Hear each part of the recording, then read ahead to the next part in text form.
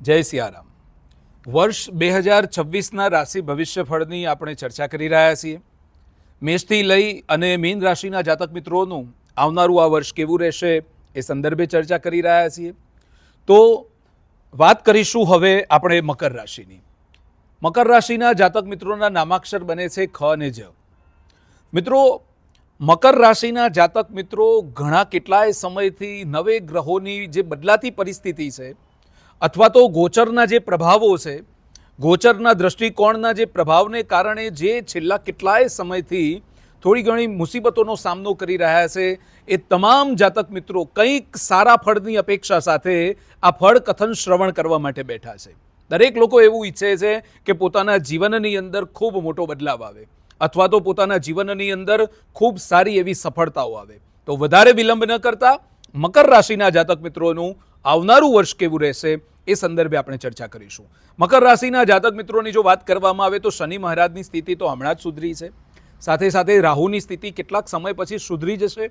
શુક્ર મંગળની અસર પણ પોતાના જીવન પર ખૂબ સારી એવી બતાવશે। એટલે ગોચરના દૃષ્ટિકોણથી પોતાના કાર્ય અને વ્યવસાયની જો વાત કરવામાં આવે તો આ વર્ષ દરમિયાન પૂર્વાર્ધમાં પોતાનું વ્યવસાયનું ક્ષેત્ર, પોતાનું નોકરીનું ક્ષેત્ર અથવા તો પોતે જ્યાંથી ધન અર્જન કરી રહ્યા છે એ ક્ષેત્ર થોડુંક સામાન્ય બની રહેશે। સામાન્ય એટલા માટે બની રહેશે કારણ કે આ 6 મહિનામાં એટલે કે પહેલા 6 મહિનામાં થોડીક ઉતાર ચઢાવવાળી સ્થિતિ પણ આવી શકે છે। ગુરુના પ્રભાવને કારણે આપ જ્યાં સુધી પહોંચવા માગો છો ત્યાં સુધી પહોંચી ન શકાય, કારણ કે એક વર્ષમાં ગુરુની 2 થી 3 વખત રાશિનું ભ્રમણ જે થઈ રહ્યું છે, રાશિ બદલી રહ્યો છે ગુરુ મહારાજ, એટલા માટે ક્યાંક થોડી ઘણી સમસ્યાઓનો સામનો કરવો પડે છે। થોડી ઘણી વેપારમાં, નવા કરેલા ધંધામાં થોડી કઠિનાઈઓ આવી શકે છે। જે ધંધાને તમે કરીને બેઠા છો એ ધંધાને હજી સુધી થોડોક આગળ લઈ જવો પડે અથવા તો ક્યાંક ને ક્યાંક રાહ જોવી પડે એવી પરિસ્થિતિનું નિર્માણ થાય। જે લોકોનો રિટેલ બિઝનેસ છે અથવા તો સ્ટોક રાખી અને ધંધો કરવાની જે વૃત્તિ છે એ લોકો માટે પણ રાહ જોવાવાળી સ્થિતિ આ વર્ષ દરમિયાન થોડીક બની શકે છે। સાથે જ પોતાના બુદ્ધિના સ્તરથી જે વેપાર કરી રહ્યા છે, પોતાના બૌદ્ધિક સ્તરનો ઉપયોગ કરી અને જે વેપાર કરી રહ્યા છે એ લોકો માટે પણ એવું બની શકે કે સારી એવી કન્સલ્ટન્સી ન પણ થાય, પોતાના વિચારો લોકોને અનુકૂળ ન પણ આવે, અને એટલા માટે જે વર્ષનો પ્રારંભિક તબક્કો છે, જે ગુરુ મહારાજ કર્ક રાશિમાં 1 જૂને ન જાય ત્યાં સુધી થોડુંક કષ્ટદાયક બની શકશે।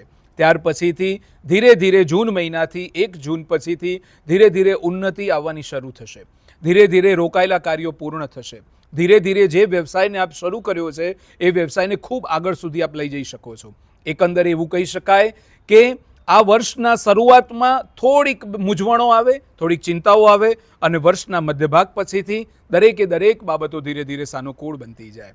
વાત કરીશું હવે આપના ધન સંપત્તિની। ધન સંપત્તિની જો વાત કરવામાં આવે તો આર્થિક દ્રષ્ટિકોણના કારણે યથાવત રીતે જે શરૂઆતનું જે વર્ષનો શરૂઆતનો જે ગાળો છે એ થોડોક સામાન્ય બનશે। ધીરે ધીરે જે અટકાયેલા નાણાં છે અથવા તો ફસાયેલા નાણાં છે એને નીકળવામાં થોડોક સમય લાગી શકે છે, આપે હજુ થોડીક રાહ જોવી પડે એમ છે।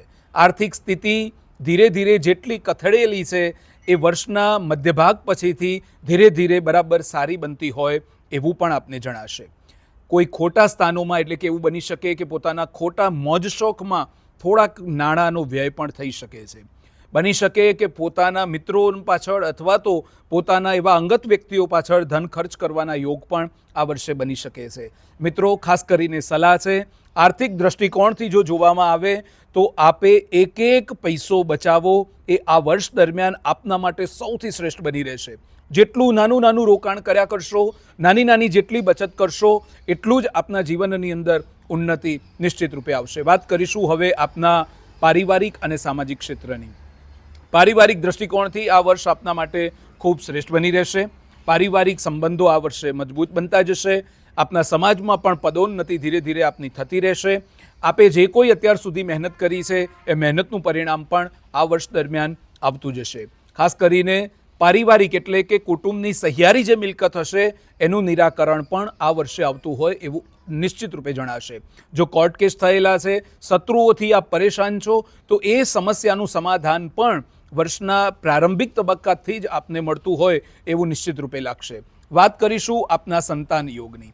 સંતાન સંબંધિત જો વાત કરવામાં આવે તો સંતાન માટે આ વર્ષ થોડુંક એવું બની શકે કે સામાન્ય બની શકે છે. વર્ષના મધ્યભાગ સુધી સંતાનના ખાસ કોઈ એવા યોગ બનતા નથી, પરંતુ 1 જૂન પછીથી જ્યારે ગુરુ મહારાજ એ કર્ક રાશિમાં એટલે કે પોતાની ઉચ્ચ સ્થિતિમાં આવશે ત્યારે આપના સંતાન સંબંધિત સમસ્યાઓ છે એનું નિરાકરણ આવી શકે. પોતાના સંતાનોની પ્રગતિથી આપ ચિંતિત છો, પોતાના સંતાનો ભવિષ્યમાં શું કરશે એ બાબતે પણ આપ ખૂબ યોજનાઓ બનાવો છો, પરંતુ આ આખા વર્ષ દરમિયાન કેવલ યોજના જ બનેલી રહેશે, એ માત્ર ને માત્ર આપણો વિચાર જ રહેશે. એને ઇમ્પ્લિમેન્ટમાં લાવવા માટે ખૂબ મહેનત કરવી પડશે. પોતાના સંતાનો પોતાના કાર્યક્ષેત્રમાં ખૂબ સારું કરી રહ્યા છે એ જાણી આપને આનંદ થશે, પણ જે પૂર્ણ સંતોષ હોવો જોઈએ એ પૂર્ણ સંતોષ એ સંતાન સુખથી આપને આ વર્ષ ન મળતો હોય એવું લાગશે. વાત કરીશું આપના સ્વાસ્થ્યની. સ્વાસ્થ્ય સંબંધિત જો વાત કરવામાં આવે તો પૂર્વાર્ધ હોય કે ઉત્તરાર્ધ હોય, આપનું સ્વાસ્થ્ય આખું વર્ષ આપનો પીછો કર્યા કરશે. એક નાની બાબત હશે છતાં પણ એ આપને ખૂબ ચિંતા ઉપજાવશે. નાની નાની સમસ્યાઓ આપના જીવનમાં ખૂબ આવશે, કારણ કે આખા વર્ષ દરમિયાન એવું કહી શકાય કે જે ગોચરના ગ્રહો જે છે એનું પરિણામ જ એ પ્રકારનું મળશે કે આપના સ્વાસ્થ્ય નરમ ગરમ આખા વર્ષ દરમિયાન રહેશે. જે કોઈ ગંભીર સમસ્યાથી પીડાય છે, ગંભીર બીમારીથી પીડાય છે, એ લોકોએ ખૂબ જાળવણી કરવી. વૃદ્ધ લોકોને પણ ખાસ સલાહ છે કે નાનામાં નાની તકલીફ હોય તો પણ ડૉક્ટરની સલાહ લેવી આપના માટે અત્યંત આવશ્યક બની રહેશે. એમાંય શારીરિક કરતાં માનસિક ચિંતા આપની દિવસે ને દિવસે આખા વર્ષ દરમિયાન વધતી જશે, જેને કાબૂમાં લેવા માટે નિત્ય રોજ સવારે પ્રાણાયામ કરવા અથવા તો ધ્યાન કરવું આપના માટે શ્રેષ્ઠ બની રહેશે. વાત કરીશું હવે આપના યાત્રાની. યાત્રા પ્રવાસની જો વાત કરવામાં આવે તો યાત્રા પ્રવાસ આપના માટે ખૂબ લાભદાયી બનશે.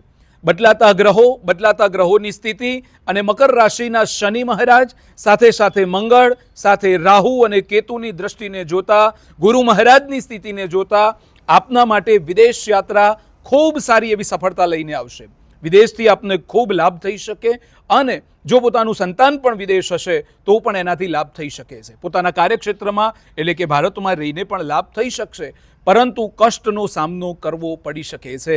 માટે જેટલી પણ યાત્રાઓ કરો, ખૂબ યાત્રાઓ સાવધાનીપૂર્વક કરો, વધારે પડતી ચિંતા સાથે યાત્રા ન કરો. જ્યારે પણ યાત્રા કરો છો તો સલામતી સાથે યાત્રા કરવી આપના માટે શ્રેષ્ઠ બની રહેશે. સાથે જ જો વાત કરવામાં આવે આપના તમામ ક્ષેત્રોની, એટલે કે જે વિદ્યાર્થી મિત્રો છે એ વિદ્યાર્થી મિત્રોના કાર્યક્ષેત્રની જો વાત કરવામાં આવે તો વિદ્યાર્થી મિત્રો માટે પણ આવનારું આ જે વર્ષ છે એ થોડુંક સામાન્ય બની રહેશે. બની શકે કે આપે જેટલું વિચાર્યું છે એટલું પૂર્ણ ન થાય, પરીક્ષામાં સફળતા ન પણ મળે, પણ મિત્રો જીવનની આ છેલ્લી પરીક્ષા નથી. હજુ તમારી સામે ઘણું બધું જીવન પડ્યું છે. હજુ પ્રયત્ન કરતા રહેશો, જેટલો પ્રયત્ન કરતા રહેશો એટલી જ સફળતા આપને મળતી રહેશે. અને એટલા માટે ખાસ કરીને જો વાત કરવામાં આવે તો મકર રાશિના જાતક મિત્રો બિલકુલ ચિંતા વગર, આત્મવિશ્વાસ સાથે પોતાના પગ પર ઊભા રહી અને ખૂબ કોન્ફિડન્સ સાથે કોઈ પણ કાર્યની શરૂઆત કરશો તો નિશ્ચિત રૂપે લાભ થશે. હવે આપણા જીવનની અંદર, કોઈ પણ વ્યક્તિના જીવનની અંદર નાની મોટી સમસ્યાઓ તો આવે છે, નાની મોટી મુશ્કેલી આવે છે, પણ એનાથી ગભરાઈ જવાની જરૂર નથી.